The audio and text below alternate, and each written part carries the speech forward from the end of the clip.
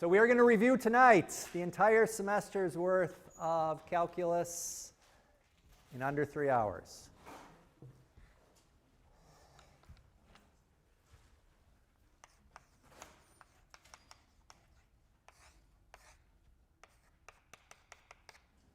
So remember at the very start, before we hit all of our derivative rules, how did we take derivatives? The limit definition, right? So we want to be able to still do that. So use the limit definition.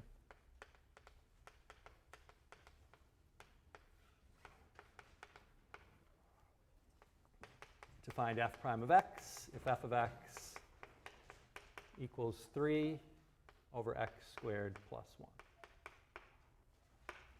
1. Of course, the difference now is that you have a way to check your answer, right? You could take the derivative of this using the quotient rule or the chain rule or something like that.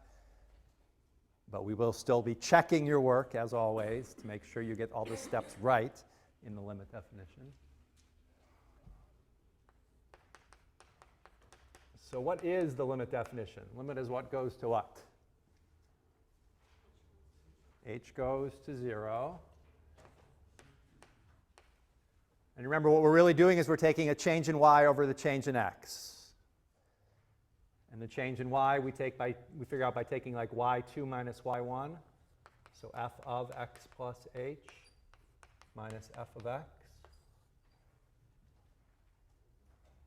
And on the bottom we have x plus h minus x, but of course the x's always just cancel. So we just put an h there.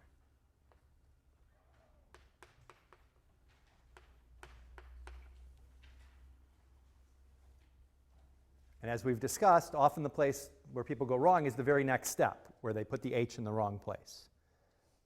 So take a few seconds and try to write out that next step and get the h in the right place.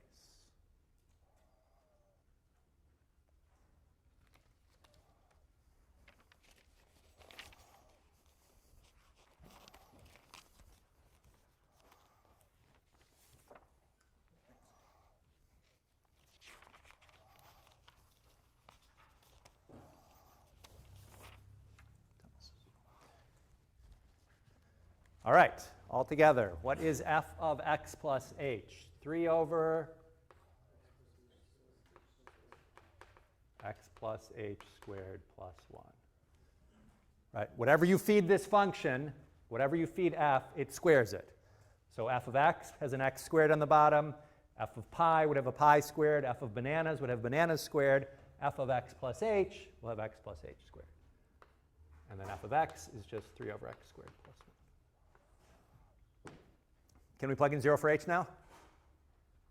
No.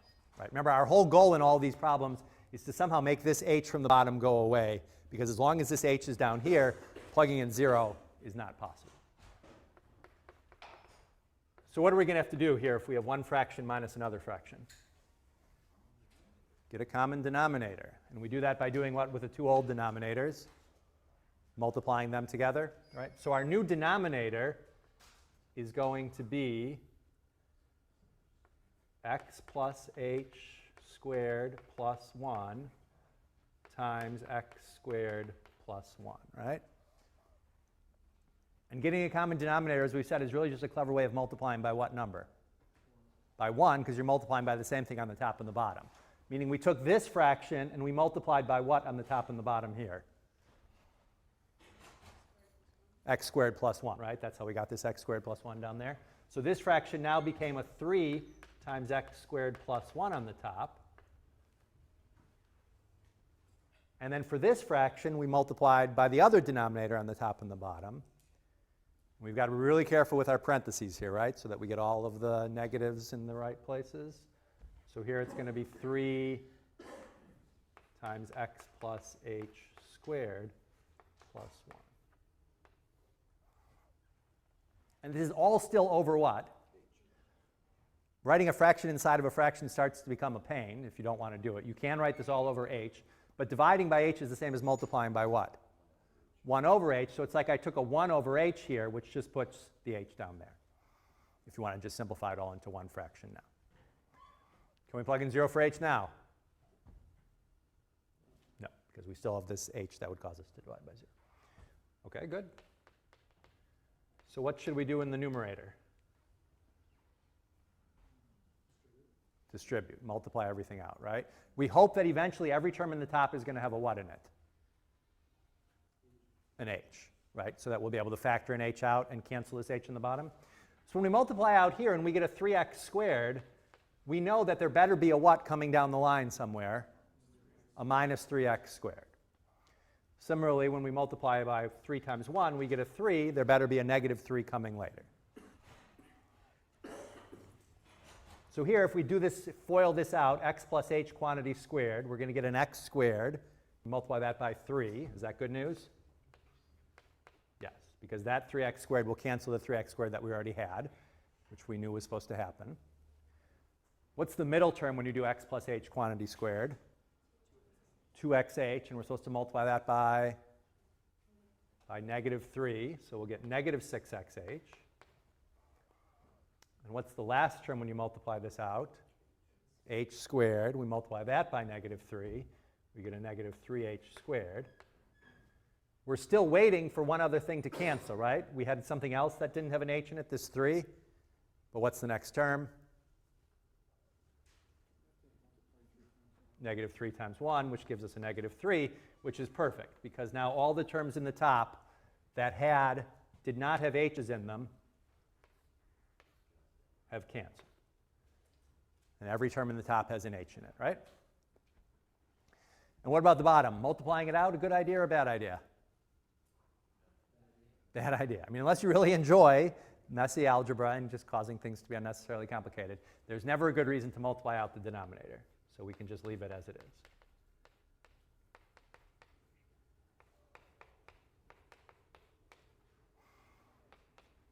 Questions so far? All right. The fact that every term in the top had an h means that now we can do what on the top? Factor out an h, which is good. So we'll be left with a minus 6x and a minus 3h. And we resist the temptation to do anything to the denominator. We just leave it the way it is.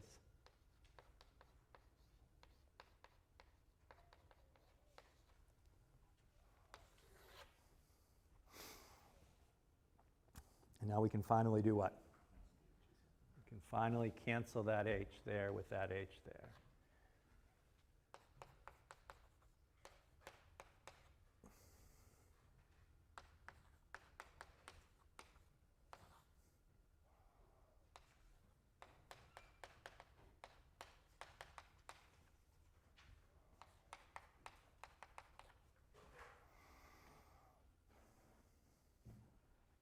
Okay so far?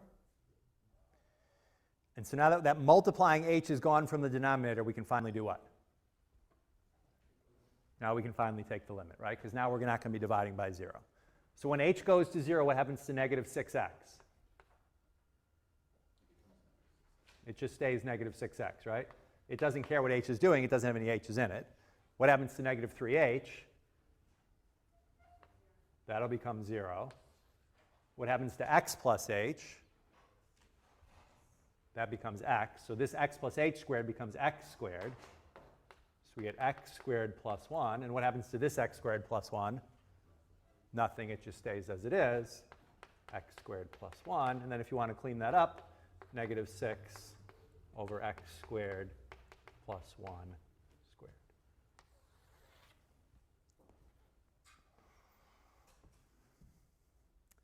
Just like the old days. Remember back in September when we loved those problems? And as we said, you can check, use the quotient rule or the chain rule to check to make sure this is right. Any questions on the limit definition of the derivative? We want to be sure we can still do these from scratch in case you forget your rules. All right.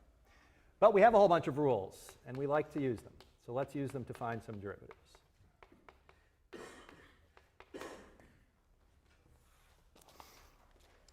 So suppose that we have y equals sine cubed of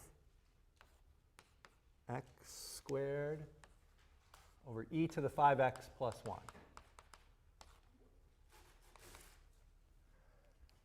What rule or rules will we need for this one? Chain rule and quotient rule, right? Chain rule because we have functions inside of functions.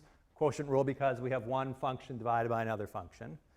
And is this a chain inside quotient, or what do we start with? Chain or quotient rule here? Chain rule. Meaning we want to start with the outermost function, which is what in this case? Sine? Is it sine or is it cubed? Sine cubed? You have to make up a choice. It's got to be either sine or cubed. It's cubed, right? Because what this really means, remember, this is the mathematician's shorthand way of writing what? Sine of x squared over e to the 5x plus 1, all cubed, right? That's what that means. When you see sine squared x, that means sine of x, all quantity squared. So the outermost function is the cube. So we've got something cubed. What's the derivative of something cubed? 3, same something or different something squared? Same something, right? The inside stays the same in the chain rule. So all of this sine stuff doesn't change.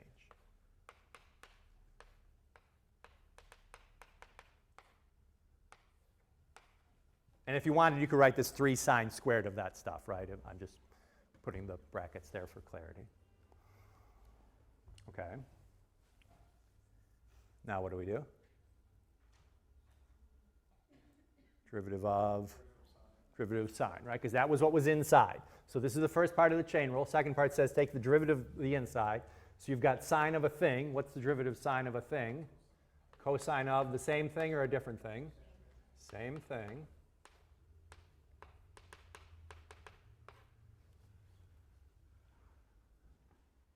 Are we done?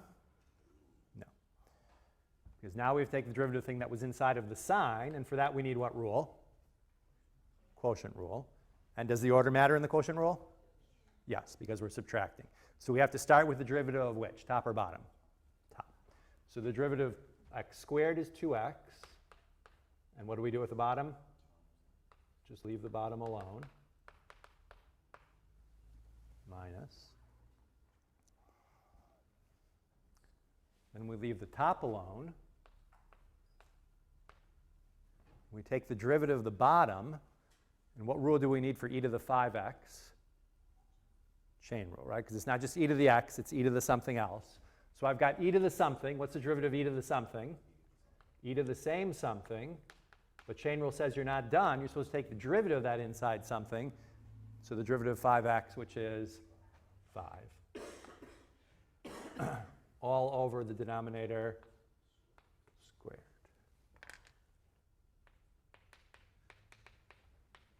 Beautiful.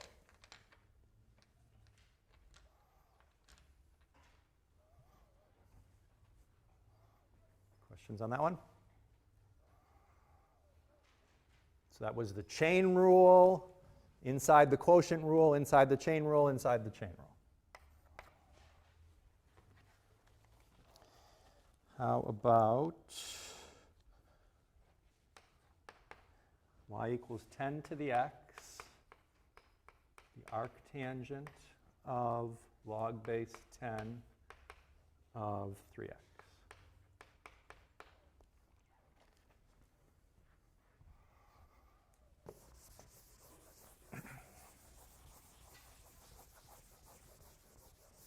What rule or rules will we need for this one? Chain rule and product. How many products are there here? 1. I heard 1, 2, and 3. So tell me where the first product is. Right, so it's not written here, but there's a multiplication sign here, right? This says 10 to the x times arctan of x. And then anytime after this that you say the word of, it's what rule? Chain rule. And if you say times, it's product. So what do we say here? Arctan of, so that's not chain rule, log base 10 of 3x. So were there any more products? Just one product. Does the product rule, does the order matter in the product rule? No. So we take derivative of the first part. Derivative of 10 to the x is what? 10 to the x ln 10. Don't be tempted to bring that x down and subtract 1, right? That's the power rule. That's a different rule. That's if we had x raised to a number like x to the 10. But this is our exponential rule, b to the x. And then we just leave the other part alone, right?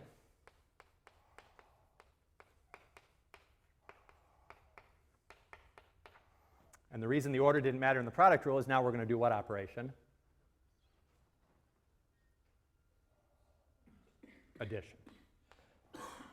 Right? When you're adding 3 plus 5 and 5 plus 3 are the same. So that's why the order doesn't matter in the product rule. So now we leave the 10 to the x alone. And now we've got arctan. If you just had arctan of x, what would the derivative be? 1 over 1 plus x squared. So if I have arctan of something else, it should be 1 over 1 plus that something else squared. So log base 10 of 3x all squared. Agreed? You've got arctan of a thing, so it becomes 1 over 1 plus that same thing squared. Are we done? No. Now we do what rule? Chain rule. So chain rule says now we take the derivative of the log base 10 of 3x. So what's the derivative of the log base 10 of something? It's 1 over, if it were log base b of x, it would be 1 over x ln b. So I have log base 10 of 3x. So what should I be writing here? 3x ln 10. Is that the end? No. What rule do we need once more? Chain rule, right? Because it wasn't log base 10 of x, it was log base 10 of 3x. So our innermost function is 3x, so its derivative is 3. And you could cancel these 3's if you wanted, but as usual, we don't need to simplify.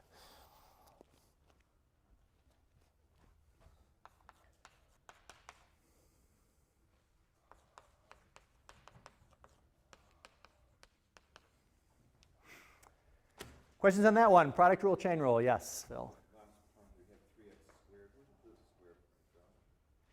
Where did the square go? It didn't go anywhere. The square is still here. This is from the derivative of the arctangent, which has a square in it.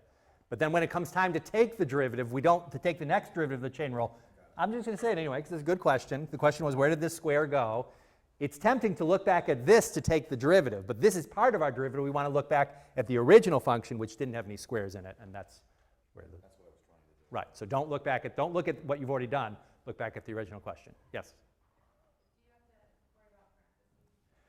Do we have to worry about parentheses? I think everything here that we've got is multiplying, so we don't need any parentheses here. You could put them in various places without screwing things up. Like you could put this in parentheses, but that wouldn't change anything. Where would you like to put the parentheses? Yeah, I think, well, there are places where you could put them that would screw things up, but like putting all of this in parentheses doesn't change anything. Putting all of this in parentheses doesn't change anything. It doesn't hurt anything, so if you want to put them there, that's fine. But there aren't any more parentheses that are needed here. Is that okay? All right. Here, I think we'll have to be careful about parentheses. All right, this looks very simple. Is it quite as simple as it looks? No. What's the thing that draws our attention to that fact? Not just that we've got two x's, but that we've got an x, something with an x to something with an x, right? I've got an x in the base raised to something with an x. So what does that call for? Logarithmic differentiation, right? Because our power rule doesn't work. Power rule only works when the power is a constant. The exponential rule only works when the base is a constant. So we can't use either of those. Luckily, we know a little bit of pre-calculus, and we can take the ln of each side, which has the nice effect of doing what to that tan x exponent? Brings it down out front. And so now we have saved ourselves the trouble, that we've gotten ourselves out of that trouble. We no longer have something with an x raised to something else with an x. Okay, so that's good. So now we can do the calculus. We take the derivative of each side. What's the derivative ln of y? 1 over y dy dx. because you're really using what rule there? Chain rule, right? This y is not just the letter y. It's standing in for this whole long function. So you've got ln of some big, long, messy function. So the derivative is 1 over the function times the derivative of the function. The nice thing here is we don't know what the derivative of the function is, but we're going to solve for it. It's going to be great. And whenever we do this logarithmic differentiation, what rule do we need on the right side? Product rule, right? Because you're always going to have something with an x times something else with an x. What's the derivative of tan x? Secant squared x. Multiply that by the other piece left alone. Then we leave the tan x alone. And what rule will we need for ln of x to the 4th plus 2? Chain rule. So we've got ln of something. The derivative of that is 1 over same something or the derivative of the something? Same something. How many times have we asked that question this year? Not enough? Okay. But we're not done yet. Chain rule says now we have to take the derivative of the inside something and multiply by what? 4x cubed. Questions on that so far? Is that our answer? We've taken the derivative. We're done? No. We're trying to solve for what here? dy dx, right? So we want to get this dy dx here by itself by multiplying the y to the other side.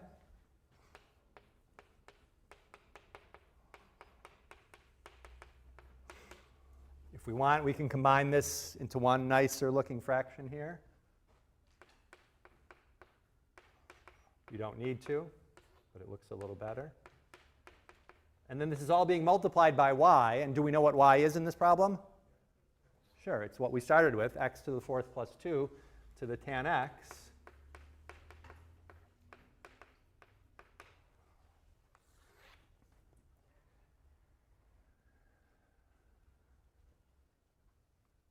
Is this right?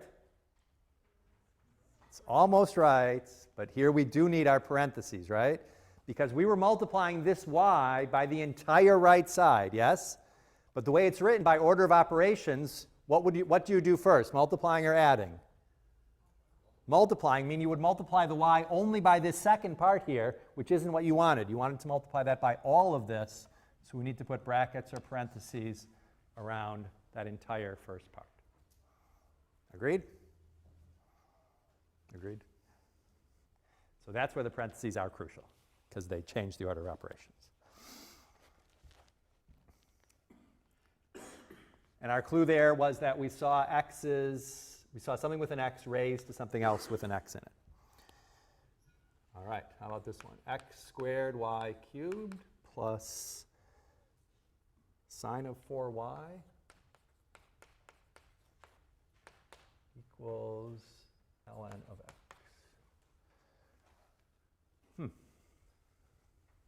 This looks different than the earlier ones. In what way? Yeah, it's got x's and y's all mixed up together, right? Is there any hope of isolating y? Was there hope or not? I didn't hear. You think you could isolate y? Phil says he can isolate y.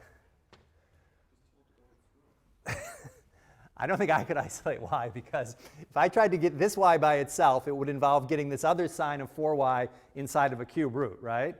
And then if I wanted to get the other way, if I wanted to get this sine of 4y out of this 4y out of the cube root, if I want to get this y out of the sine, somehow I need to be taking an arc sine of other things, right? So it really is hopeless to try to get this y by itself algebraically. Literally not possible. So we don't even try. We just do what? Implicit differentiation, right? We just leave the things the way they are and take the derivative. What rule do we need for x squared y cubed? Product rule. So x squared, nothing funny happening, just 2x. Multiply that by y cubed. Then we leave the x squared alone. And what's the derivative of y cubed? 3y squared dy dx, right? Because we're doing an implicit differentiation here. If we had been good enough to solve for y, we could have done it. We would have gotten some big, long expression. And we've got that big, long expression all being cubed, right? So when you have some big, long function all cubed, you need the chain rule. So it's 3 times the big, long function squared then times the derivative of the big long function.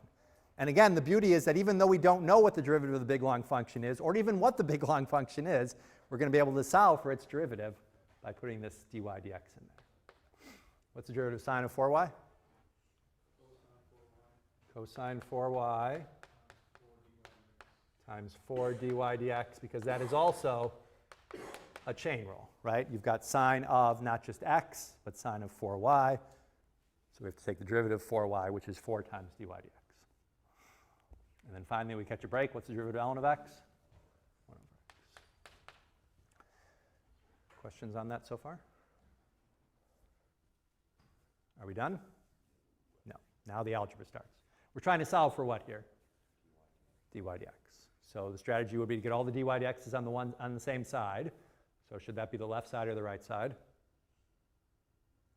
They're already on the left side, so let's just leave them there. Meaning we want to get everything else over to the right side, yep? So if I write this, usually we write the coefficient out front, so I'll call that 3x squared y squared dy dx. This is all 4 cosine 4y dy dx. And everything that didn't have a dy dx will move to the right side. So the 2xy cubed comes over here.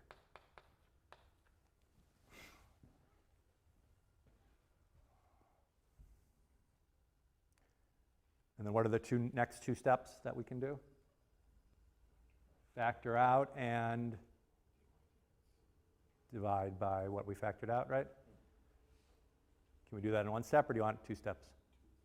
2 steps? All right. So let's factor out the dy dx. Because we don't like having 2 dy dx's, we wish there were only 1.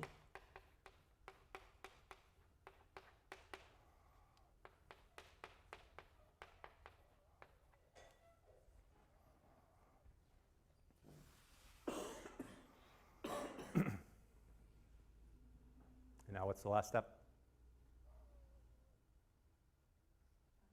Divide. Okay.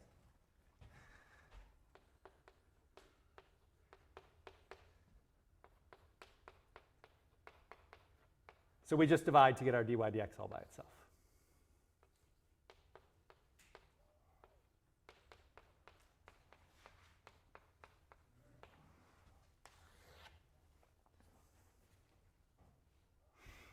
And how does this derivative look different than the ones that we found so far?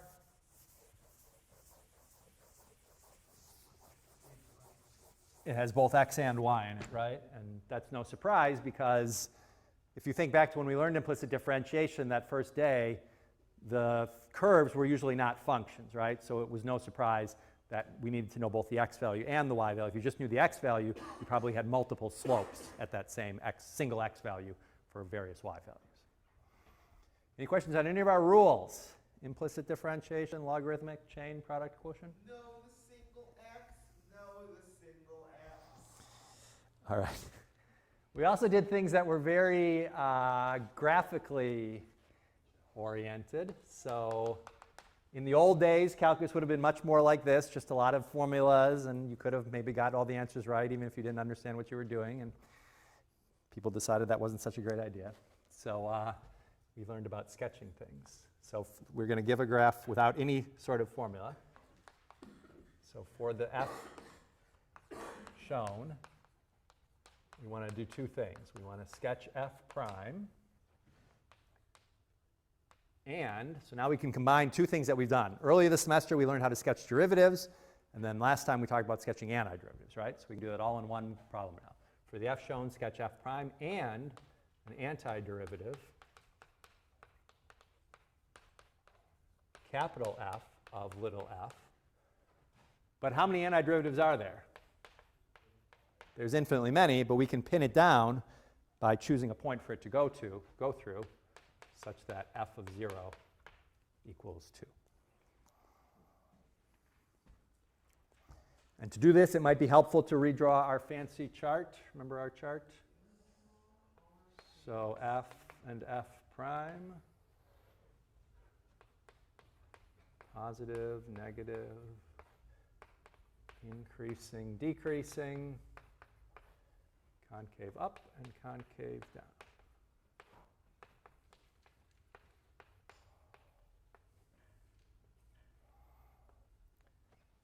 Make sure you can fill in that chart.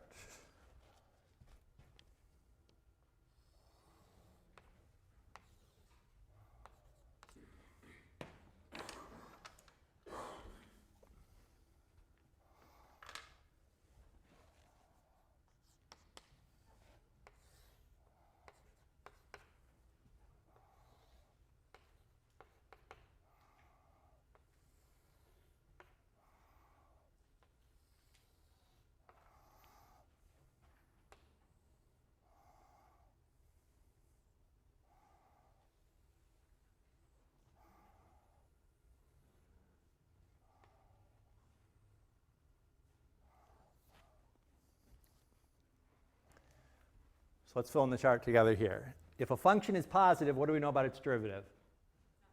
Nothing. F being positive just says the graph is above the x-axis. The slope could be positive, negative, 0, undefined. We have no idea. Similarly, if a graph is below the x-axis, we don't know anything about its slope.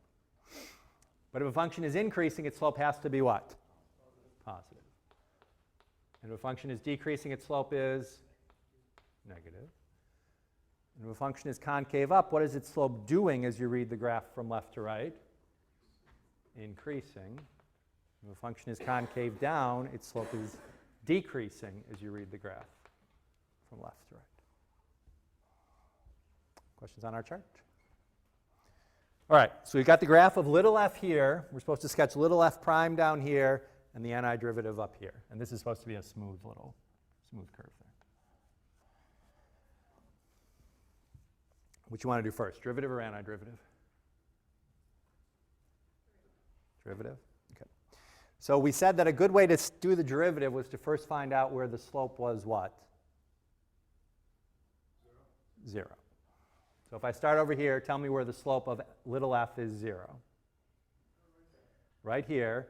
So I know that when I go down to my graph down here, f prime will be touching the x-axis there, because the y value of f prime has to be 0 there. Any other places? Right here. And then all the way along here, right? F prime is 0 at all of these points, so we just sort of shade in the x-axis a little bit there.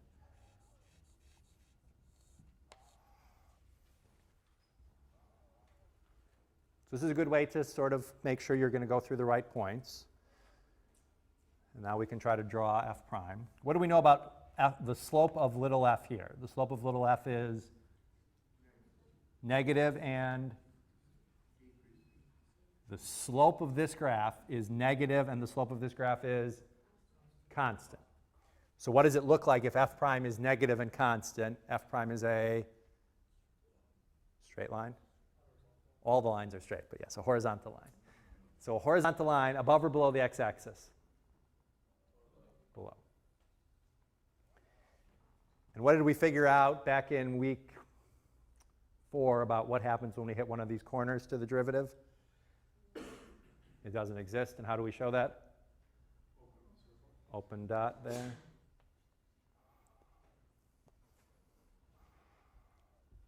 And we could have done this with our chart. What did we know about little f? Little f was decreasing, and was little f concave up or concave down, or neither? Neither. So little f was decreasing, and if little f is decreasing, that means its derivative is negative. But if little f is neither concave up nor concave down, its derivative can be neither increasing nor decreasing, which means it must be constant, f prime. Okay. We pass around here. We have another one of those corners, so the derivative is undefined. And then all of a sudden, what kind of slope do we have on f?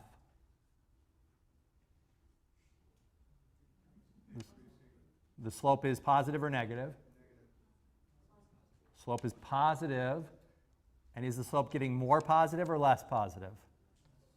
Less positive. So I need to start at some positive value up here. And will my graph of f prime be going upward or going downward? Downward, because you told me that the slope of f is decreasing. And do I know what concavity to draw on f prime? We don't know, right? So I'm intentionally going to draw it a little bit wavy, just positive and decreasing the whole way. Because if I look in back to our chart, we never know whether f prime is concave up or concave down. There's just no way to tell unless we have a formula. All right. Now the slope of little f becomes what? Negative, and for a while is getting more negative.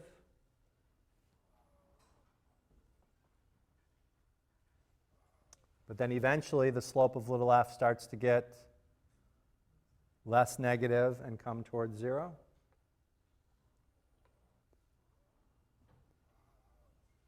Let's do this last piece with the chart to make sure we know how to use the chart if we prefer to do it that way. What two important things do we know about little f here? Little f is increasing and little f is concave up. Do we care that little f is positive here? Do we care if little f is positive or negative? No. If I erase the x-axis here, could you still draw f prime? Yes. All that we care about is the slope of f. So you told me that f was increasing and concave up. So if we go over here to our chart and we say that f was increasing and f was concave up, that tells us that f prime should be positive and increasing. And so that's what our f prime looks like. And again, if you drew some different concavity than we have here, that's fine. All that we have to get right is f prime positive or negative, increasing, decreasing, because that's all that our brains can see in the chart. Questions on sketching the derivative? Could you have drawn the constant, that second segment that's a straight line? Could you have drawn that anywhere? Could we have drawn this one anywhere? Yeah. What do you think? Could I have drawn this above or below the x-axis instead of right on the x-axis? What do we actually know is the number of the slope of f here? It is 0. So we know that f prime is not positive and f prime is not negative there. So that's how we knew to draw this exactly on the x-axis. Right. So that we could not have drawn anywhere else. Any other questions on the derivative? All right. Antiderivative. We're told that f of 0 is 2. So we're going to go through some point right here. Call that 2. And I'm going to start here and go to the right, and then we'll come back and do the graph to the other side. And so what do we know here? Little f is the what of big F? It's the derivative. So little f is big F prime, or the slope of big F. Correct? And tell me where the first time that something important happens to big F prime here or little f. Something happens here.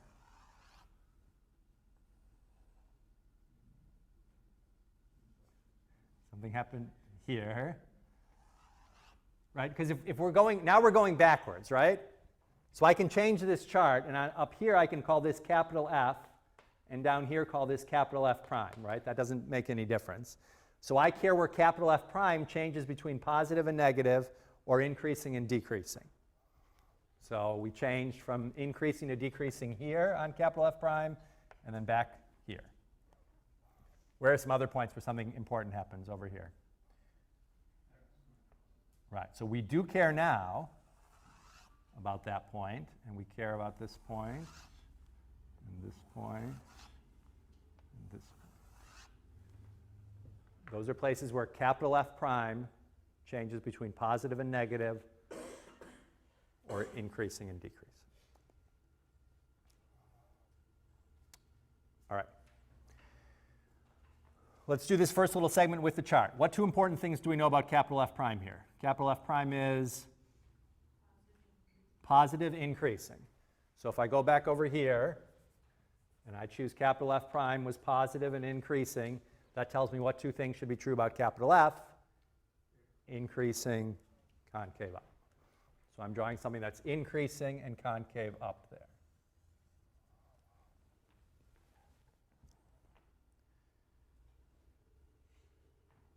What two things do we know about capital F prime here? Positive but decreasing. So if I go over here and change this to decreasing, capital F is now still increasing but concave down.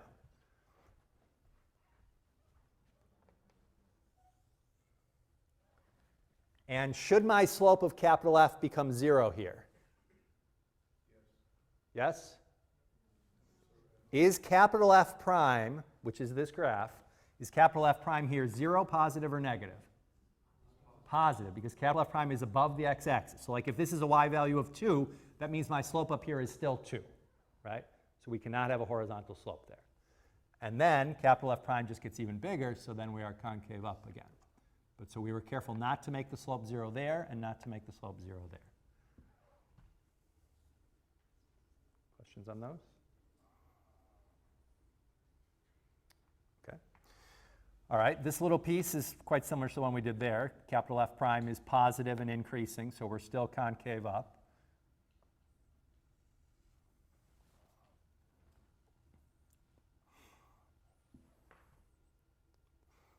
And I haven't hit the x-axis here, but you might have hit the x-axis. That's okay.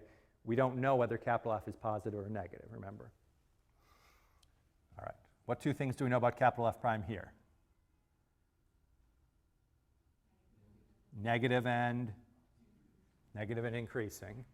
So if I go over here, capital F prime is negative and increasing, which means capital F is what two things? Decreasing, concave up, right? This is the first time that we're drawing capital F decreasing.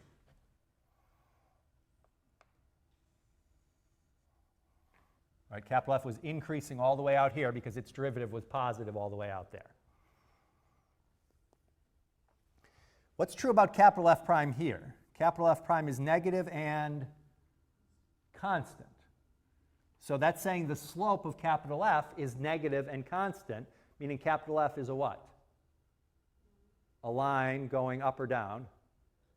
Going down. So I need to draw something that's got a perfectly constant slope here coming down to there. I missed a little bit.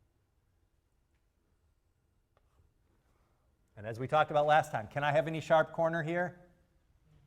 No, because if we had a sharp corner here, then the derivative of this graph would be what? Undefined, but we're looking at the derivative down here, and it has no open circles, right? Open dots. So if this graph down here, capital F prime, is always defined, capital F cannot have any sort of sharp corners or anything funny like that happening to it. All right. What two things do we know about capital F prime here? Negative and decreasing. So I go over here and I keep capital F prime negative, but I switch to decreasing, meaning capital F is now decreasing and concave down. So decreasing and concave down. I wasn't very good with my lines here.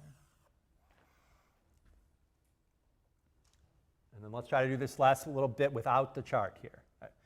We know that this graph, which is the slope of f, is positive or negative. Positive and getting more positive or less positive? More positive or less positive? Less positive. I'm not talking about the slope of this graph. We're talking about the y value of this graph, right? The y value of this graph is positive but getting less positive. So what does the graph look like whose slope is positive but getting less positive? Increasing, concave down. So that's what my last little piece here looks like. Whew. It always seems easier to sketch the derivative than the antecedent.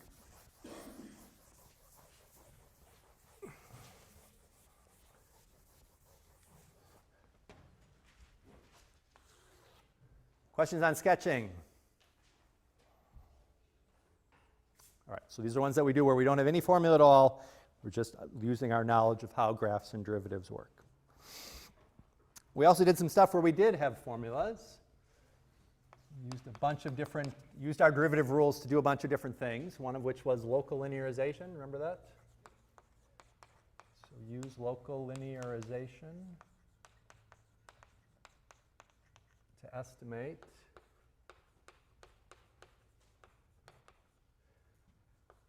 the cube root of negative 1001.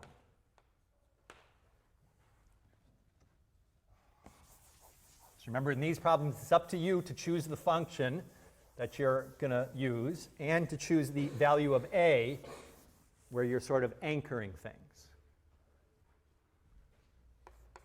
So here we're going to choose f of x to be what function? Cube root of x, which we'll probably like to prefer to write as x to the 1/3 to take its derivative. And we've got to choose A to be a place where we know the value of the function, right?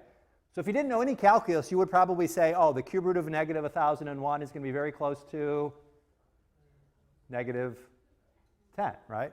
Because you know a perfect cube right next to this is negative 1,000. Negative 1,000 is negative 10 quantity cubed. Agreed? So let's try to draw the graph before we even do any formulas here. So this is the inverse of the cube root function, right? Remember, the cube root function is one that looks like this. Sorry, this is the inverse of the cube function. The cube function is the one that looks like this. And how do we get from a function to its inverse graphically? Flip it around, y equals x. So the cube root function will look something like this. That's our f of x. And we're going to go over here to a equals negative 1,000 and draw a tangent line.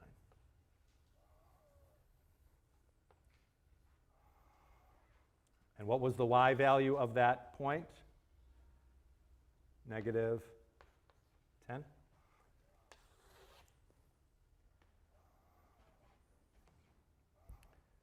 And local linearization means we're going to follow this tangent line. How many units in what direction? 1 unit to the left. So we're going to go over here to negative 1,001.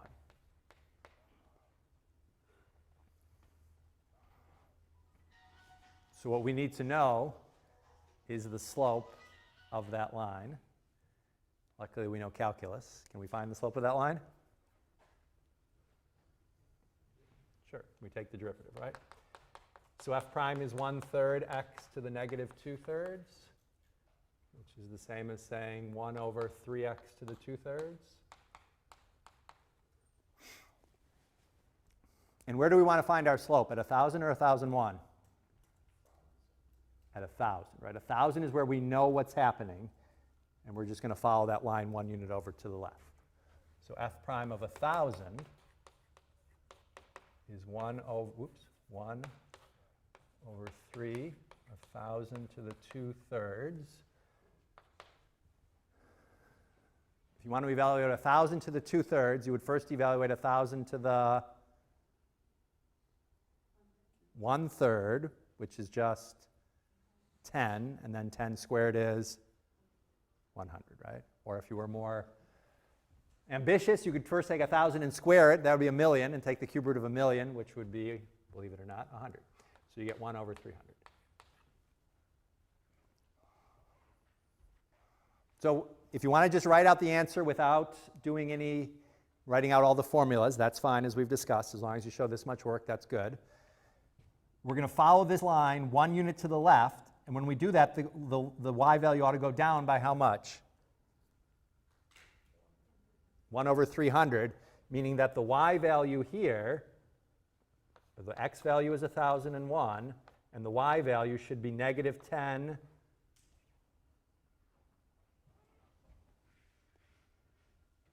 how much will the y value go down when we go 1 unit to the left?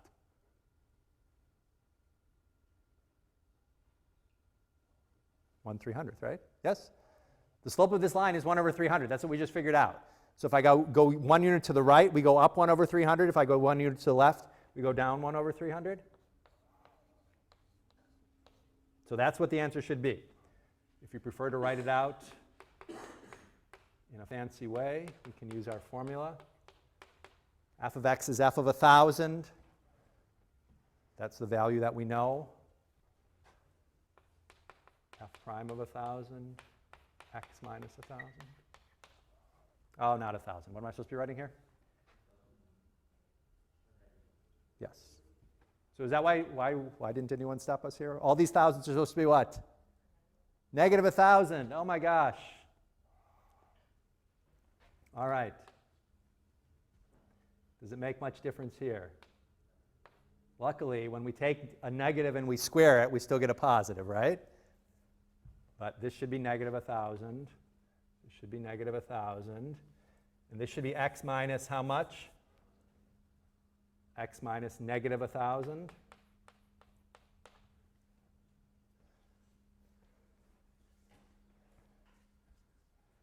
All the people watching at home were screaming out, negative, negative, negative. All right, f of negative 1,000 is how much? Negative 10. F prime of negative 1,000 is positive 1 over 300 times x plus 1,000, right? Minus negative 1,000. And we're going to plug in what number for x here? Negative 1,001. So that should be about negative 10 plus 1 over 300. Negative 1,001 plus 1,000. Is that going to come out to the same thing that we got the other way? Negative 10 minus 1 over 300.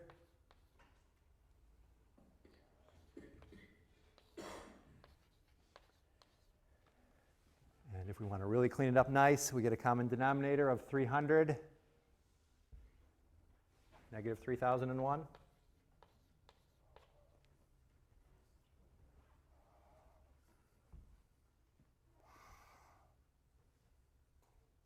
Right.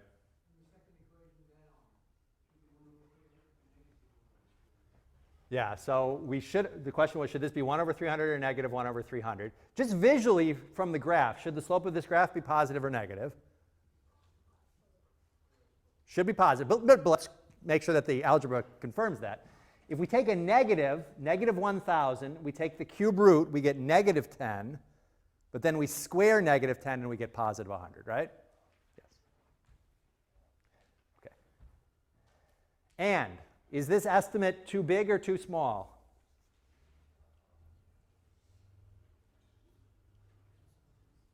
Too small, right? Because my tangent line, this is the exact value. Does the tangent line lie above or below the curve? Below, because the curve is concave, up, right? And all that matters is the concavity. If we had tried to go to the right, would it still have been an underestimate? The estimate would be too low? Yes, because the tangent line lies underneath the curve no matter whether we go to the left or to the right. All right, that was local linearization. Any questions on local linearization? Okay, let's take ourselves a break and collect some homework.